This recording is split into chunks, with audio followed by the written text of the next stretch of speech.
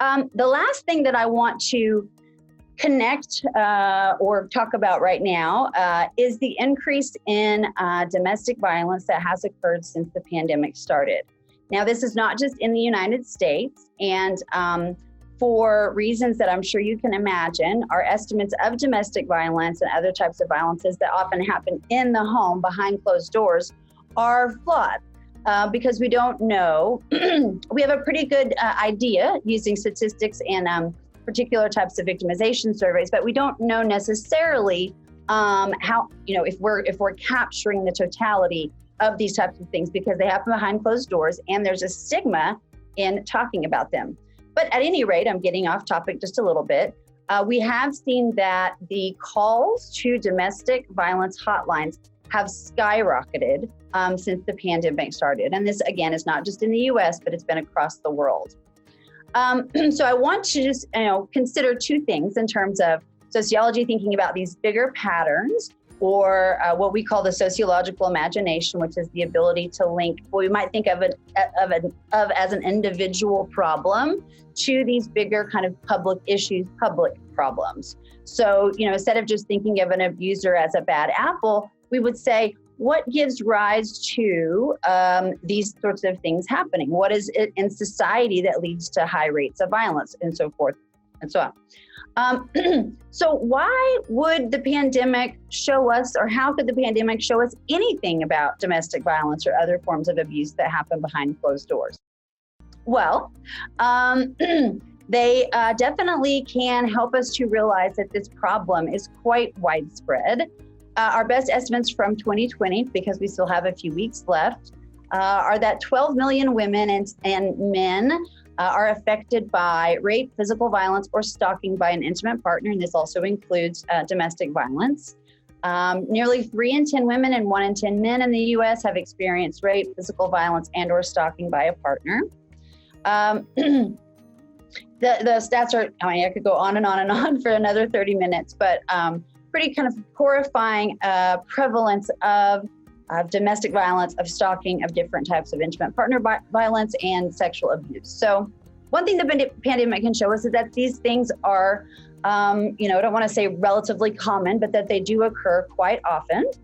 And that these social problems in our society are something that we should all care about, because they probably have happened to somebody you know. If not to you yourself. And sociology can help us make sense of that. So I've talked a little bit about, how prevalent this social problem is overall. And now I'd like to sort of give some reasons as to why it has increased during the pandemic.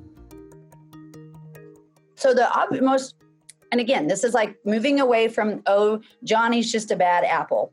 I just made up the name Johnny. I don't know any Johnnies that are perpetrators of domestic violence. Johnny's just a bad apple. No, as sociologists, we're wanting to move beyond that. So what are these larger things that are happening, institutional forces? Well, one would be the stay-at-home order. Stay-at-home order would cause, ostensibly, unless somebody was a healthcare worker, folks to stay at home. Suddenly you have, perhaps two stressed out people who are not only dealing with, being anxious about the pandemic, but perhaps also dealing with economic insecurity. And there's nowhere for anyone to go.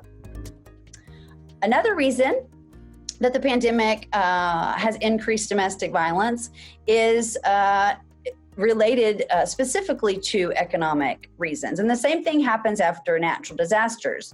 Decades of research have shown us that after natural disasters like tornadoes, hurricanes, earthquakes, so on, that the spike in domestic violence, or there is a spike in domestic violence. The reasons for this are quite simple. But again, a lot of people don't think about this, is that if your house is destroyed, you may have to go back to the abuser. Or you may not have enough money you may have even less money to leave an abusive situation that you were perhaps considering doing so before. So similarly, that is also happening with the pandemic.